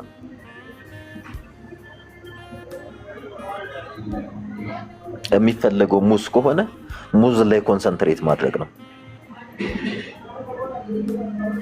እና ወንድማችን እኛ ወደዚህ ጌታ ስንመጣ ይሄን ጌታ ስንቀበለው ስለዚህ ጌታ ስንናገር በቃል ጥበብ ሳይሆን በስብከት ሞኝነት ተቀብለነው ነው፣ አምነነው ነው። በቃል ጥበብ ቢሆን ኖሮ ምድራችን ላይ የሚድኑት በኢትዮጵያ ደረጃ የሚድኑት ከስነ መለኮት ትምህርት ቤት የሚወጡ በአመት 1000 ያልሞላ ሰው ነው ማለት ነው። ኧረ 1000 አልኩኝ፣ 500 ሰው ያልሞላ ሰው ነው የሚድነው ቢሆን ኖሮ ማለት ነው። አብዛኛው ህዝባችን መጽሐፍ ማንበብ እንኳን አይችልም። አብዛኛው እግዚአብሔር የሚፈልገው በቃል ጥበብ ያመኑትን። ስለዚህ ይህ ጸጋ ያስፈልጋል ማለት ነው። አደባባዩ በቃል ጥበብ ለሚያምኑ በስብከት ሞኝነት ለሚያምኑ እንጂ በቃል ጥበብ ለሚመላለሱ አይደለም።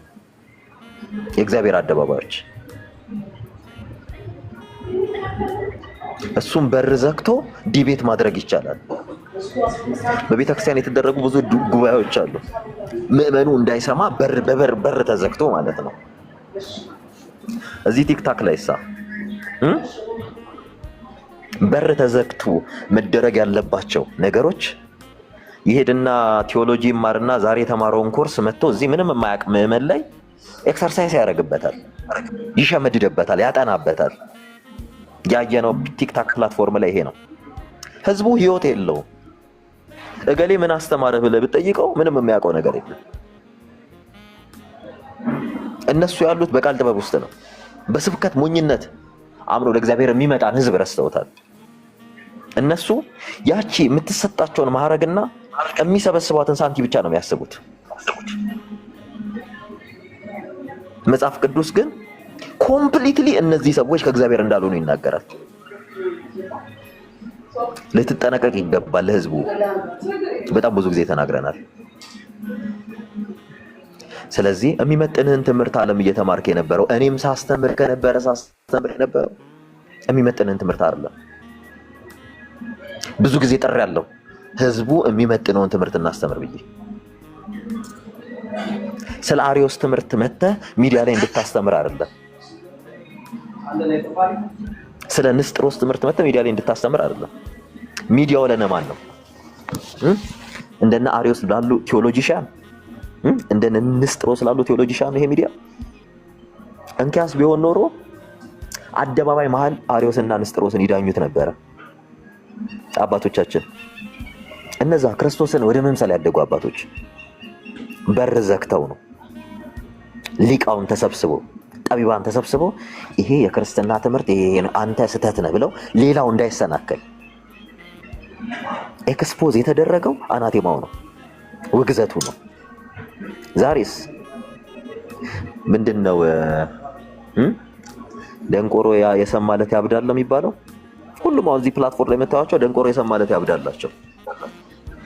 ጎግል ያደርጋል የሆነች እድሜ ከከፈላችሁ ማንንም ከእስላም ሁሉ የሚያስተምር ኮሌጅ አለ። ምንድነው ቅድስት ሥላሴ ትምህርት ቤት ምናምን የሚባል አዲስ አበባ ላይ ሙስሊም ከከፈለው ያስተምራል ከፈለገ። ከዛ መጨረሻ ዓመት ላይ ፖለቲካ ይሰራሉ ማለት ነው። ይሄው እንዲህ ፊልተር አድርገን ምን አድርገን እኚህ ቀጥታ አምጥተው ህዝቡን ይግቱታል። ተናግረናል ይሄን። እግዚአብሔር የሚፈልገው በስብከት ሞኝነት የሚያምኑትን እንጂ መተ ቴዎሎጂካል አርጊውመንት ቴዎሎጂካል ዲቤት ሚዲያ ላይ እንድታደርግ አይደለም። አንተን ቅዠት ሊሰማ አይደለም የመጣው። እንትናችንን በቴዎሎጂ እንደግፈው። ቆይ አንድ ጊዜ አናንያ ቆይ ይቅርታ ቆይ አንዴ እንጨርስ ማለት አንዴ እንጨርስ። እኔ ጥያቄ እኔ ላንተ ቃው የለ እኔ የምጠይቅህ ነው። ላንተ እኔ በጣም ስለምወድ ነው። ይቅርታ እኔ ነኝ ያስወረድኩህና አሁንም ትምህርትና ስብከትን ለይ። አደባባይ የምትወጣው ሰብከህ ወደ እግዚአብሔር መንግስት ልታመጣ እንጂ አደባባይ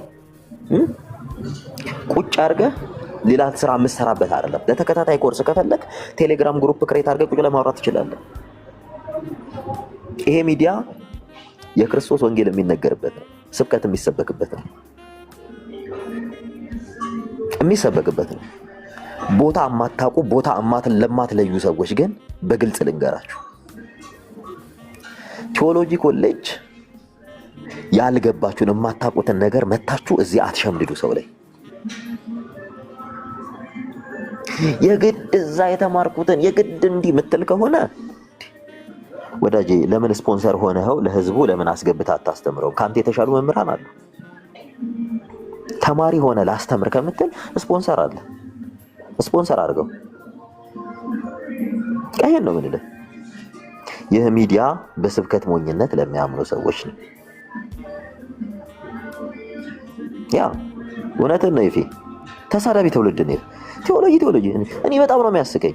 ቴዎሎጂ ብለህ መጣ ስለ ቴዎሎጂ ምን እንደሚል እንኳን አታውቅም። ብዙዎች 99% ስለ ቴዎሎጂ አታውቅም።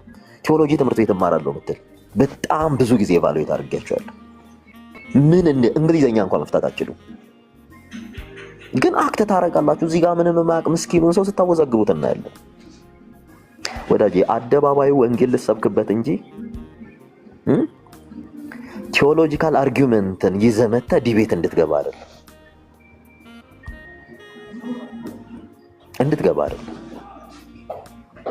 እዚህ ጋር ሲሰበሰብ የዓለም ህዝብ ነው የተሰበሰበው። ወንጌልን የሚፈልግ ኢአማኒ ነው የሚመጣው። ብዙዎቹ የጭቅጭቅ ሱሰኛ አደረገቻቸው። የጭቅጭቅ ሱሰኛ ሰው ከእግዚአብሔር ቃል ይልቅ እገሌን እንዲህ አለው፣ እገሌን እንዲህ ባንክ አደረገው፣ እገሌን ዘረረው፣ እገሌን እንዲህ አደረገው። ይሄን ነው የምትፈልጉት። የእግዚአብሔር ድምፅን እንኳን ልትሰሙ አትቀመጡ። እህቴ ስትመጪ የእግዚአብሔርን ቃል እሰማለሁ ብለሽ ነይ። እግዚአብሔር ዛሬ ምን ይናገረኛል ብለሽ ነይ ስትመጪ።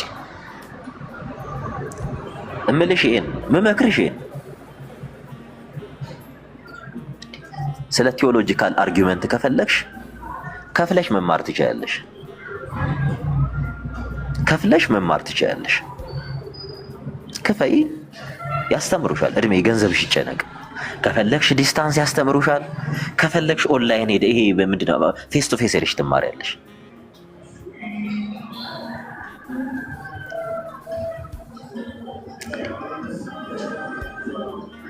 አሁን ምንድን ነበረ እኔ የሆነ አንድ ቪዲዮ አየሁኝና ስለ ማዮፊሲስ እና ስለ ዳይፊሲስ ክሪስቶሎጂ ማዮፊሲስ እና ዳይፊሲስ አሁን እዚህ ጋር አንድን ሴት አስገብቼ በጠይቃት ምን ታውቃለች? ምን የምታውቀው ነገር አለ? ስለ ኦዣ ስለ ሃይፖስታሲስ ምን ታውቃለች? ምን ታውቃለች? ኢስ ቴዎሎጂካል ተርም።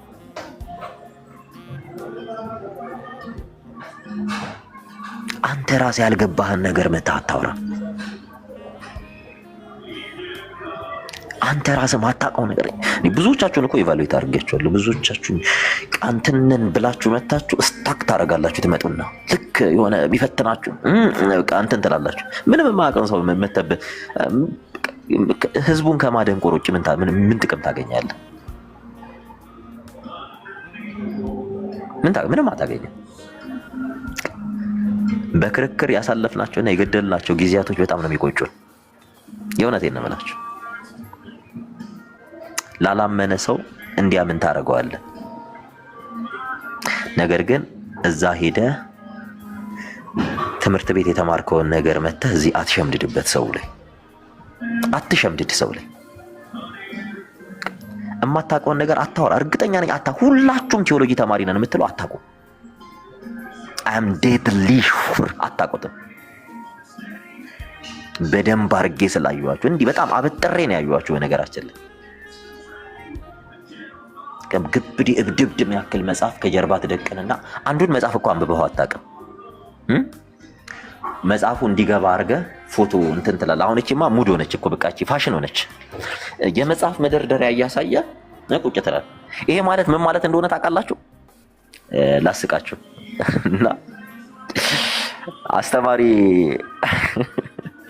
አስተማሪ ክላስ ሊያስተምር እየገባ መጽሐፍ አምጥቶ ክላስ ውስጥ ደርድሮ ክላስ እንዲህ ወዳጄ ዌክ አፕ እንትና ጎበዝ ነው እንዲባል ቤት ያለው የመጽሐፍ መደርደሪያ ማሳየት አይጠበቅብህም። አንባቢ ነህ ልትባል የመጽሐፍ መደርደሪያ እርግጠኛ ነኝ ኦልሞስት አታነቡትም የደረደራችሁት። እኔ እንደው በጣም የምመኘው መጽሐፍ ምን እንደሆነ ታውቃላችሁ? በእናታችሁ ከጀርባችሁ የደረደራችሁትን መጽሐፍ አውሱኝ፣ አንብቤ ልመልስላችሁ። ብዙዎቻችሁ እንዲህ ከምታስጎመጅጁኝ አታነቡትም አይደል? እኔ ላንብበውና ልመልስላችሁ። አውሱኝ እስኪ። ብዙዎቹ ማንበብ እየፈለጉ አተው እየጎመጀጁ ቁጭ ያለዋል። እኔ የምሬን ነው። አንድ ምን ሆነ መሰላችሁ? ያን ቤት ተውትና አንድ እንዲህ መጽሐፍ የደረደረ ግለሰብ ነበርና ሲስተማቲክ ቲዮሎጂን እኔ በጣም ቆይቷል ካነበብኩት። ኦልሞስት 2 ዓመት አልፎኛል። ሲስተማቲክ ቲዮሎጂ በዌይን ግሩደም የተጻፈውን መጽሐፍ ፓርት 1 እና ፓርት 2 አንብቤዋለሁና እያነበብኩ የሆነ በጣም የገዛኝ ሀሳብ ነበረና የሉዊስ ባርኮፍ እና የዌይን ግሩደም ኮሚዩኒኬሽን አለበት። እንግዲህ ከ2 ዓመት በፊት ነው ሲስተማቲክ ቲዮሎጂን ያነበብኩት። አቤል አቡና የት አለ እስኪ ንገሩት። ሲስተማቲክ ቲዮሎጂን ታውቀዋለህ? መጽሐፉን አንብበህ ተወናታችሁ እናንተ እንትን እናትሉኝ። እኔ ማለት ነው ፓርት 1 ፓርት 2 የዛሬ ከ2 ዓመት በፊት ነው ያነበብኩት ሲስተማቲክ ቲዮሎጂን። እና ልጁ ሲስተማቲክ ቲዮሎጂ ቤቱ በቃ ልክ ሲገባ በቃ የሆነ ዝብንን እያለ ነው የገባውና እንትን ስል ከጀርባው ምን አለ መሰላችሁ? የመጽሐፍ ማዕት አለ። ልጁ ግን መጽሐፎቹን አንብቧቸዋል። አይደለም እንግሊዘኛውን አማርኛውን አንብቦ ያውቅ። እኔ አነባለሁ እንትን እያልኩኝ የሆነ ቶፒክ አነሳና በእንተ ጥምቀት በሚለው ታፒኩ ስር ዲስከስ ማድረግ ጀመርኩና በዌይን ግሩደም እና በሉዊስ ባርኮፍ መካከል ኦን ባፕቲዝም ወይም በሪጀነሬሽን ዙሪያ እዛ ቦታ ላይ ዌይን ግሩደም ሉዊስ ባርኮፍን እየተቸው ነው የሚጽፈው እና ያን ፓርት አንስቼ እያወራው ያለ አንድ ቦታ የለም አለኝ። ውሸት አለ። እኔ መጽሐፉን አንብበዋል፣ በደንብ አንብቤዋለሁ። እርግጠኛ ነኝ አንድ ክፈት መጽሐፉን ስንለው እኔ አይ ቲንክ ገጽ ከ995 እስከ 1015 ምናምን አካባቢ ነው ያ እንትን ያለው እና ከዚህ እስከዚህ ምናምን ብዬ ስለው በጣም ከት ብሎ ሳቀና ውሸት አያችሁ ውሸት ሲል መጽሐፉ ራሱ ያለው አለ 900 ፔጅ ነው አለኝ። እና እኔ ደነገጥኩ። እንዴ ኧረ እኔ ሁለቱንም አንብቤያለሁ። መጽሐፉን አሳየን። መጽሐፉ ሲታይ ሌላ ነው። መጽሐፉ ሲታይ ሲስተማቲክ ቲዮሎጂ ቁጥር 1 እና ቁጥር 2 እሱ ጋር እንዳለ ግን አያውቅም። አለው ቤቱ መጽሐፉ ግን መጽሐፉን አያውቀውም። ቁጥር 2 አለ ተብሎ ሲጠየቅ እስኪ ልፈልገው አለ። ፈለገው። ሲያመጣው ኦልሞስት ያ የነበረው ስናወራበት የነበረ እንትን መጀመሪያ ግን በጣም ክሪቲሳይዝ ያደረገ ወዳጄ መጽሐፍ ገዝተህ አታስቀምጥ፣ አንብብ ወይ ለሚያነብ ገዝተህ ስጥ። ለሚያነብ ገዝተህ ስጥ። እባክህ ስታስተምር እዚህ ከመጽሐፉ ያነበብከውን ሶርት አውት አድርገህ ፊልተር አድርገህ ኦዲየንሱ ጋር ስመጣ ምን አይነት ትምህርት እሰጣለሁ? ዛሬ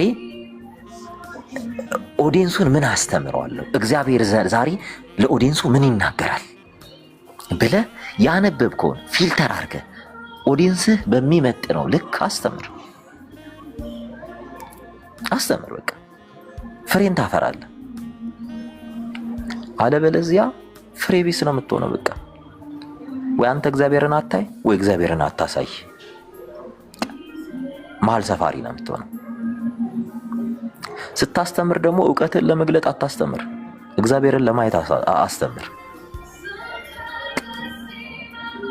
ለእውቀት ነግሬያቸዋለሁ። ፈሪሳውያንና ሰዱቃያንን የሚያክል የእውቀት ሰው አልነበረም። የግሪክ ፈላስፎችን የሚያክል የጥበብ ሰው አልነበረም። የጥበበኞችን ጥበብ ከንቱ አደረገ ነው አይደል የሚለው። በቃል የሆነ ጥበብን እግዚአብሔር አይፈልግም። በስብከት ሞኝነት ለሚያምኑት ነው የዘላለም ሕይወትን የሰጣቸው። ወዳጄ ልትሰብክ ስትመጣ እኔ ዛሬ የምሰብከው በስብከት ሞኝነት ለሚያምኑት ነው፣ እግዚአብሔርን ለሚቀበሉት። እግዚአብሔር እኔ እናገራለሁ፣ እኔ ለእግዚአብሔር ሞግተለታለሁ ሳይሆን እግዚአብሔር ይናገራል ብለህ ነው።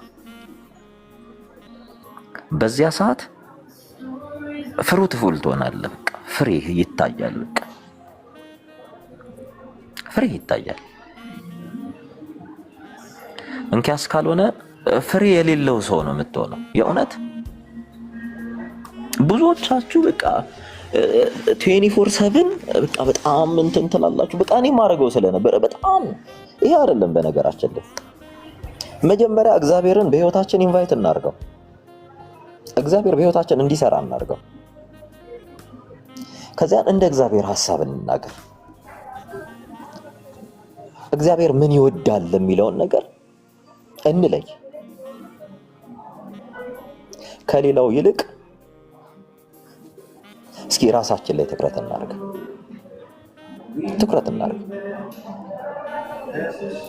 ከዚያ በኋላ እኛ አይደለም የምንናገርለት ለእግዚአብሔር፣ እርሱ ነው በእኛ ላይ የሚናገረው። እሱ ራሱ ስለኛ የሚመሰክረውም እሱ ራሱ ነው። የእሱ መንፈስ ነው በእኛ ላይ የሚሰራው። በእርሱ ጸጋ ነው ባለጠጋ የምንሆነው።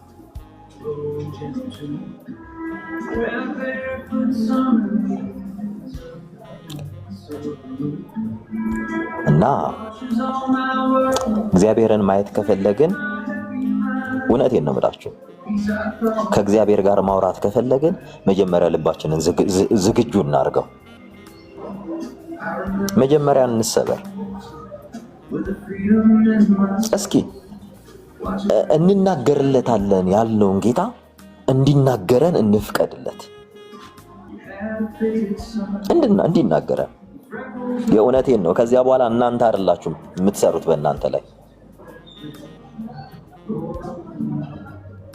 እርሱ ያሳደረባችሁ መንፈስ ነው በእናንተ ላይ የሚናገረው። የእርሱ ጸጋ ነው በእናንተ ላይ የሚገለጠው። በእርሱ ያለ ህይወት ነው በእናንተ ላይ የሚገለጠው።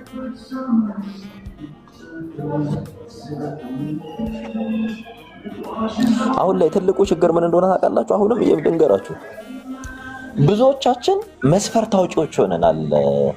መስፈርት ታውቃላችሁ አይደለም?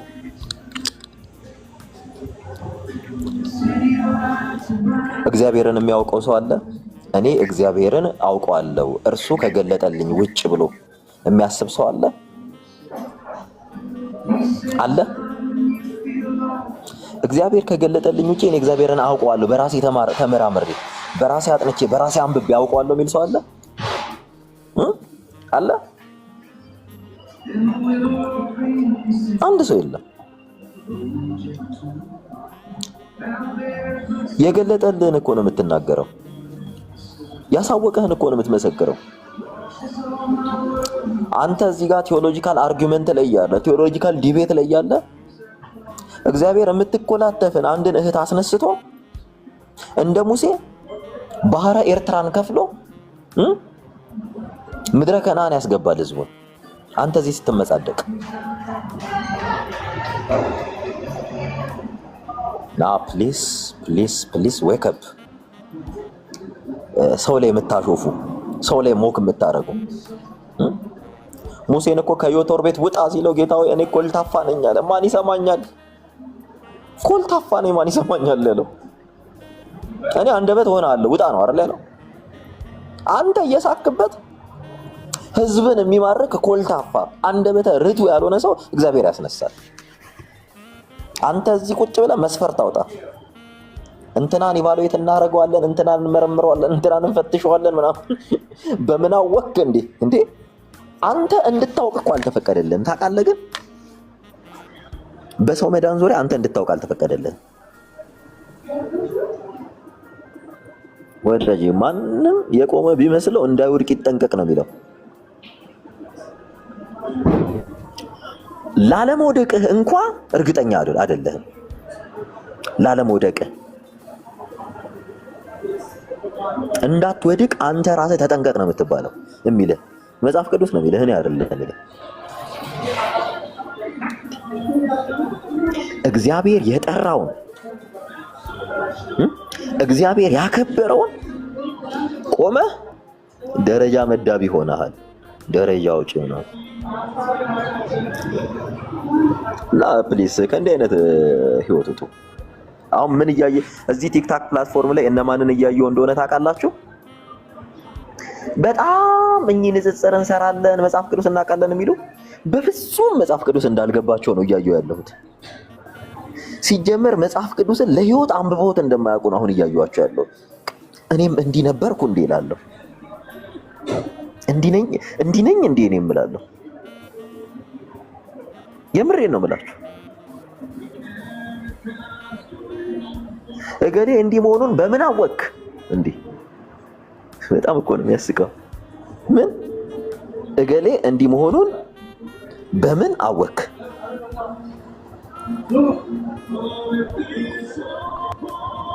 እንዴ ምን አገባ? የምሬን እኮ ነው። ምን አገባ? ማን ነው አንተን አዋቂ ያደረገ እንዴ? እገሌ እንዲህ መሆኑን በምን አወቅ? በምን አረጋገጥክ? ምን አገባ? ማን ነው አንተን ትኬት ቆራጭ ያደረገ? ማን ነው አንተን አውተንቲኬት አድራጊ ያደረገ እንዴ? አያገባህም እኮ ምንም እንደማያገባ ታውቃለህ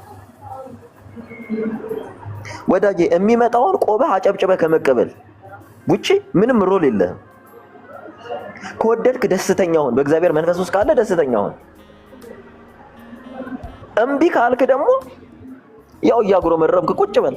ልትናገረው ግን አልተፈቀደልህም። እንዴ ማንም ይሁን ይምጣ ወዳጄ፣ ወንበዴውን ገነት ያስገባ አምላክ ነው ያለ። ወንበዴ ማለት ነው። ማን አንተ ቆመህ እግዚአብሔር ላይ አስተያየት ልትሰጥ ነው? እንዴ እኮ ሲዘርፍ የነበረ ይሄ እኮ አመፀኛ፣ ይሄ እኮ ይሄ ነፍሰ ገዳይ ብለህ እንትን አንተም አውቶ በቃ ጉሮሮውን አንቀህ ነው የምታስወጣውላ። ወዳጄ እግዚአብሔር እንደዚህ አይነት አምላክ አይደለም። በየዕለቱ አንተ ስንት ሰው ገደልክ? አንቺ ስንት ሰው ገደልሽ? በየዕለቱ እናንተ ይሄ ሜካኒካል ቶርቸር ነው አይደለ? ግድያ የሚመስላችሁ? የስንትን ሰው ነፍስን የገደላችሁት? የስንትን ሰው ነፍስን ያሳዘናችሁት? ስንቱን ነው ከእግዚአብሔር የለያችሁት? ማን ነው እኔ ከደሙ ንጹህ ነኝ ብሎ እጁን ሊታጠብ የሚችል? እሱ እኮ የምህረትና የይቅርታ አምላክ ስለሆነ እንጂ። እስኪ ሳሉት ሁላችንም ቸርች ስንሄድ ግንባራችን ላይ ኃጢአታችን ቢለጠፍ የእውነቴን ነው የምላችሁ ቀና ብለን እንተያይ ነበር። በትናንት ኃጢአታችን ቢወቅሰን ቀና ብለን እንተያይ ነበር። እስኪ ቀና ብዬ እኔ አንዱን ኃጢአት አያለው የሚል ሰው አለ? ወዳጄ ተትቶልህ እኮ ነው አንተም እዚህ ጋር የቆምከው። ተትቶልህ ነው። ይቅር ተብለህ እኮ ነው እዚህ ጋር የቆምከው። በምህረቱ እኮ ነው የቆምከው። ጸጋውን ያቆመህ እኮ ቸርነቱን ያቆመህ እኮ እና ጌት ኪፐር ነኝ ብለህ እንትን አትበይ። አንቺም የሚመጣን ተቀበሉት። ሰላም ለእናንተ ይሁን በሉት። ሰላማችሁን ወዶ ከተቀበለው ሰላማችሁ ይደርበት። የሉቃስ ወንጌል ምዕራፍ 10 ላይ በደንብ አንብቡት ከቁጥር 1 ጀምራችሁ። እምቢ ቢል ከዚያ ሰው ትቢያህን አራግፈህ ሂድ ነው የሚለው። ትቢያህን አራግፈህ ሂድ። ያ ሰው ቅጣቱ በሰዶምና በጎሞራ ላይ ከደረሰው ይልቅ የከፋ ይሆናል በሚለው መጽሐፍ ቅዱስ ነው የሚለው፣ እኔ አይደለም ብለው። ካንተ የሚጠበቀው ሰላም ላንተ ይሁን ብለህ መቅረብ ብቻ ነው። ሰላምን አምኖ ከተቀበለ፣ ሰላምሽን አምኖ ከተቀበለ የእግዚአብሔር ሰላም ከእርሱ ጋር ይሁን። ስለ እግዚአብሔር ቃል ትነግረዋለህ ስለ እግዚአብሔር ቃል። እምቢ ካለ ግን አስገድደህ ተቀበል አትለው። ያሁኑ ደግሞ በጣም የሚገርማችሁ ነገር ምን እንደሆነ ታውቃላችሁ? ሰላም ለእናንተ ይሁን እንኳን አይላችሁም። እንዴት ሰላም ትለናለህ ነው። ያሁኖቹ ደግሞ እንዴት ሰላማችሁ ይደርብኝ ብለህ እንዴት ነው የምትቀበላቸው ነው ያሁኑ ክስ።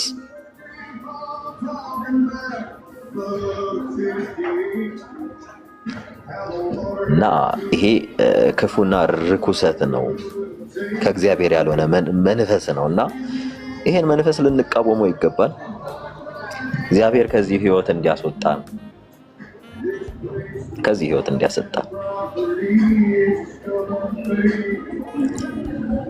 እና ይሄን ነው ልላችሁ የምችለው። የሚያሳርፈው አምላክ ሁላችሁን ያሳርፋችሁ። የሰላም አባት ሁላችሁን ይጎብኛችሁ። ሁላችሁም ለማትችሉት ለማትወጡበት ፈተና ተላልፋችሁ አትሰጡምና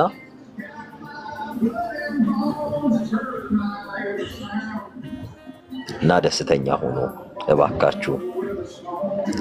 ደስታችሁ ከክርስቶስ ይሁን። የደስታችሁ ምንጭ፣ የሰላማችሁ ምንጭ ክርስቶስ ይሁን።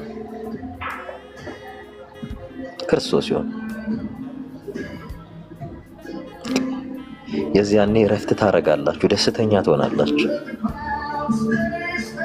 የምሬን ነው ብለው እና ልነግራችሁ የምችለው ይሄን ሚስጥር ነው። በእግዚአብሔር ያለ ሰላም፣ በእግዚአብሔር ያለ መረጋጋት ምን ያህል ታላቅ እንደሆነ ለመሰክርላችሁ እወዳለሁ። እኔ የገባኝ ይሄ ነው የምመሰክርላችሁም ስለዚህ ነው። እና እድለኛ ናችሁ ወደዚህ ጌታ ስለተጠራችሁ፣ ወደዚህ ጌታ ወደሚያሳርፈው ጌታ ስለመጣችሁ እድለኛ ናችሁ። ደስ ይበላችሁ። እግዚአብሔር ሁል ጊዜ የሚጠራችሁ እረፍት ከሌለበት ዓለም በእርሱ እረፍት እንድታገኙ ነው። እረፍት ከሌለበት ዓለም በእርሱ እረፍት እንዳገኝ ነው ወደ ቤቱ ይጠራል። የመረጠኝም ለዚህ ነው፣ ያቆመኝም ለዚህ ነው። ስለሱ መናገር አይከብደኝም። ትናንትናም አልደከመኝም፣ ዛሬም አይደክመኝም። እርሱ በእኔ እስካለ እኔም በእርሱ ሆኜ ወደ እርሱ እስክሄድ ድረስ አይደክመኝም። ከመናገር በአካል አደርግም። ምክንያቱም እኔ ብድራቱን ትኩር ብዬ ብድራቴን ተመልክቻለሁ። የመስቀሉን ስራ አይቻለሁ። ዋጋዬን አውቄያለሁ፣ የተከፈለልኝን። ወዳጄ ይከፈልልሃል አይደለም የሚባለው፣ ተከፍሎልሃል ነው ስመጣ የሚባለው። ተከፍሎልሃል።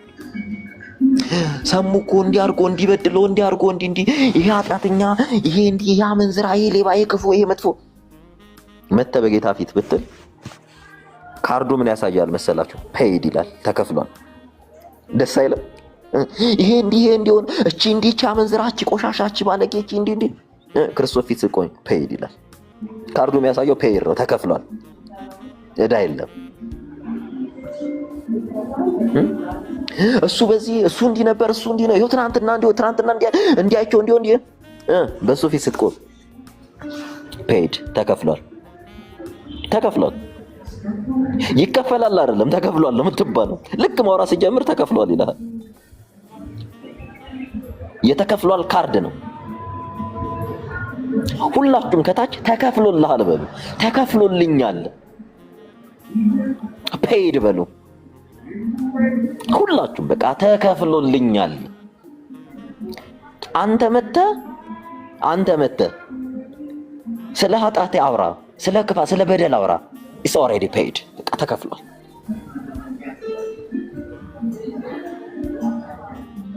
ተከፍሏል። በቃ ወዳጄ፣ ሰው እኮ ዕዳን የሚናገረው ላልተከፈለለት ሰው ነው። ምን ብለህ ትከሰኛለህ? ተከፍሎልኛል ወዳጄ። ስትመጣ በቃ ተከፍሎልኛል እለፍ ነው። ፓስ አድርገው፣ አሳልፈው፣ ሌላ ፈልግ። ተከፍሎልኛል። አመንዝራ ነበር፣ ሌባ ነበር፣ እንዲህ ነበር፣ ቆሻሻ ነበር፣ እንዲህ ባለጌ ነበር፣ እንዲህ ነበር እንዴ? ኦኬ፣ ተከፍሎለታል። አንተ እያወራ ያሳያል፣ ካርድ ያሳያል፣ ፔይድ የሚል ተከፍሏል የሚል የጠራችሁ እንዲህ አይነት ጌታ ነው።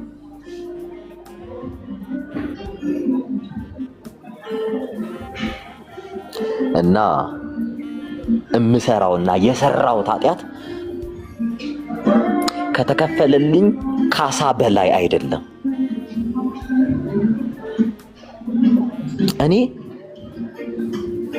እንዲከፍለኝ ወይም እንዲከፍልልኝ ሄጄ ስለሰራውት ኃጢአት መናገር ብቻ ነው፣ መናዘዝ ነው ከኔ የሚጠበቅብኝ።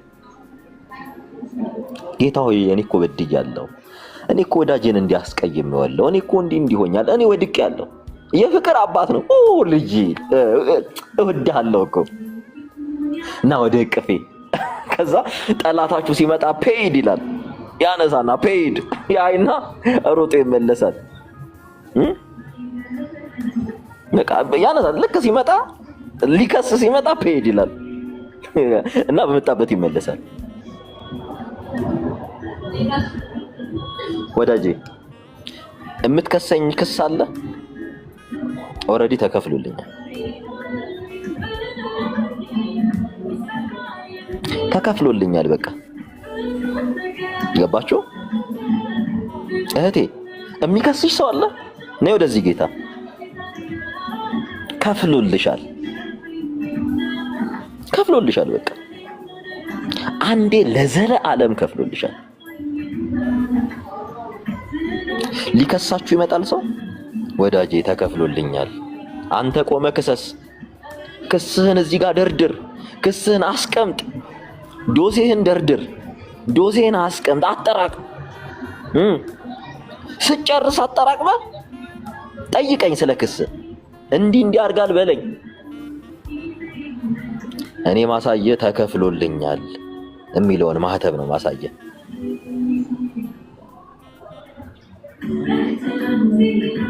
ማሳየ ተከፍሎልኛል እና ይሄን ነው የምላችሁ።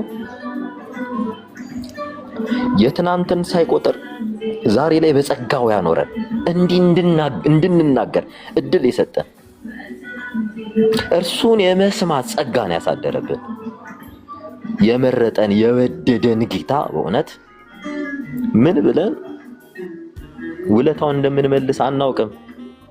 ተመስገን ብቻ ነው። የመረጠን የወደደን ያከበረን ጌታ ዛሬም ዘወትርም ለዘለዓለም ስሙ ይክበር፣ ስሙ ይመስገን። ከዚህ ውጪ ምንም የምንላችሁ ነገር የለም። ሁል ጊዜም ስለ ስሙ አውሩ፣ ስለ እርሱ ተናገሩ። ለብዙዎች መጽናናት የሚሆን ቃል ነው እና ብዙዎች የሚጽናኑበት ቃል ነው። ብዙዎችን የሚያጽናና ቃል ነው። በዝሙት ውስጥ ነህ፣ በዝሙት ውስጥ ነሽ፣ በስካር ውስጥ ነህ፣ በስካር ውስጥ ነሽ፣ በአመንዝራነት ህይወት ውስጥ ነህ፣ በአመንዝራነት ህይወት ውስጥ ነሽ። እኔ ወደዚህ ጌታ ልክ ስትመጪ ስትቀርቢ እንደ ዓለማውያን ሰዎች ጣት አይጠቋቆሙብሽም፣ ምራቅ አይተፉብሽም።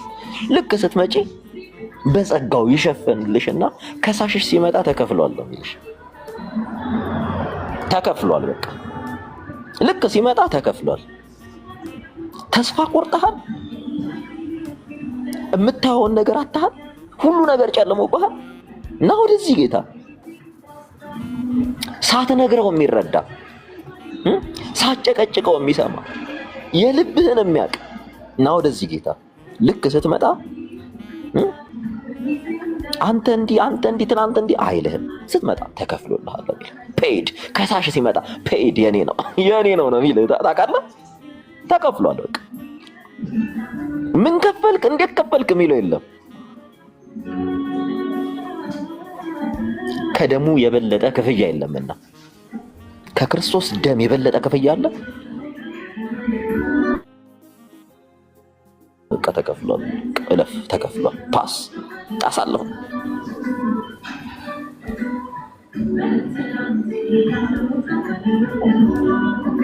ይሄንን ነው የምንልህ፣ የምንነግርህ ይሄን ነው ወዳጄ። የተጠራኸውም ለዚህ ነው። ለዚህ ህይወት ነው የተመረጥከው።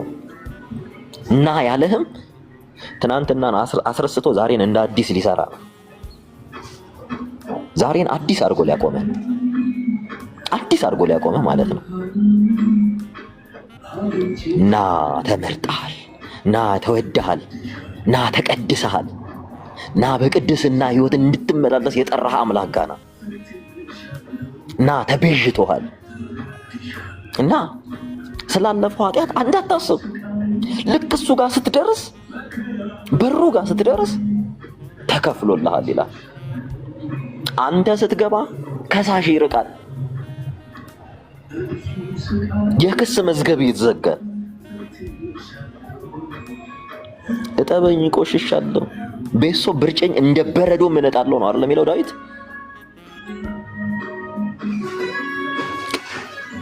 ያጥባሃል፣ ያነጻል፣ ከበረዶ አንጥቶ ያነጻሃል።